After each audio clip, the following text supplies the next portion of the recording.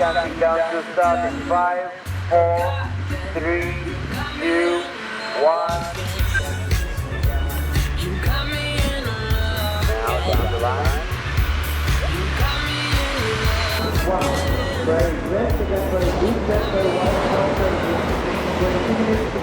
C'est une compétition internationale qui fait partie des Challenger Series, donc il y a 4 étapes cette année. La première qui a eu lieu en Californie, la seconde qui a eu lieu au Portugal à Ericeira, maintenant en France dans les Landes ici à Osgore, et la dernière étape aura lieu à Hawaï d'ici un mois à peu près. Historiquement, le Quicksilver Roxy Pro France a toujours eu la catégorie masculine et féminine. Forcément, ça fait plus d'heures de compétition.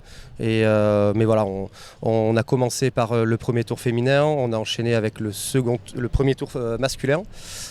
Aujourd'hui, on va enchaîner. Là, on a les filles qui sont en course et si tout se passe bien, on va avoir les hommes qui se remettront à l'eau en fin d'après-midi. C'est un sport avec du jugement, donc on a des juges qui sont là pour noter les compétiteurs, les compétitrices. Chaque surfeur ou surfeuse peut prendre le plus de vagues possible durant sa série qui dure 30 minutes. Et les 2 meilleures vagues de chaque surfeur ou surfeuse sont comptabilisées sur un total sur 20. Il y a forcément des gros noms, il y a 96 compétiteurs et 64 compétitrices. Les premiers éliminés sont déjà tombés. Comme chaque compétition, il y a des surprises avec des nouvelles têtes qui se qualifient, des favoris qui sont aussi éliminés rapidement. Donc voilà, forcément, pour une compétition en France, on est un petit peu derrière les Français et les Françaises. Mais pour l'instant, les résultats sont mitigés. Il y a quelques déceptions déjà, mais d'autres qualifiés qui vont surfer dès cet après-midi. Et on espère aussi qu'ils vont arriver sur les phases finales en fin de semaine. La beauté de ce sport, c'est qu'il est aléatoire, donc il n'y a jamais les mêmes vagues qui arrivent, même dans des conditions parfaites. Donc forcément, le choix de la vague est important pour une bonne note, et après, c'est comment le surfeur ou la surfeuse exploite la vague, les manœuvres, qu'elles soient radicales, la prise de risque. Mais forcément, oui, le choix de la vague est important, donc le sens marin est encore plus important.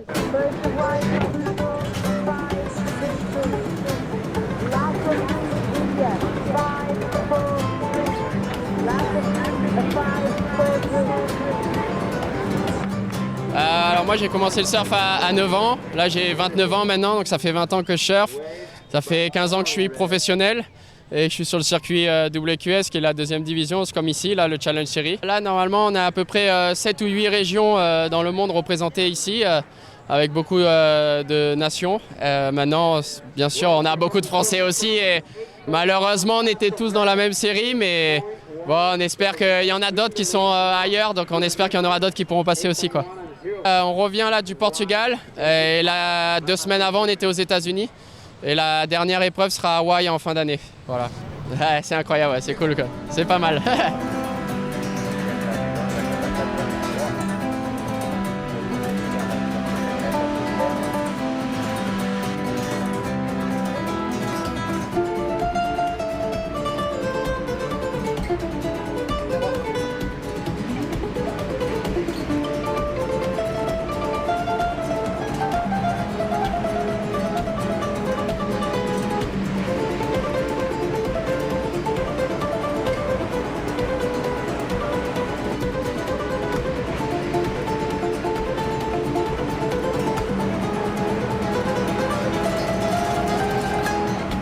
Non, alors on est 4 surfeurs dans l'eau, on a une demi-heure et ensuite on a un roulement de priorité, c'est-à-dire qu'à chaque fois qu'un surfeur part, c'est celui d'après qui récupère la priorité, donc c'est un peu chacun notre tour.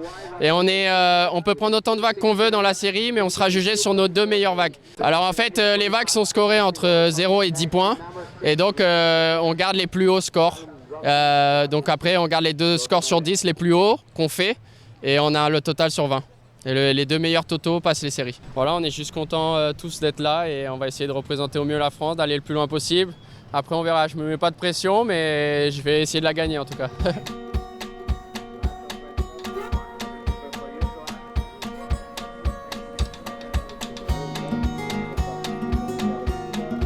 It was pretty fun out there. I was stoked to get a couple. Pretty challenging, but yeah. A few of those lefts were pretty fun. Yeah, I surf like 4 hours every day, and I try and work out twice a week. This is my third Challenger Series event. I just hope to have fun and surf my best.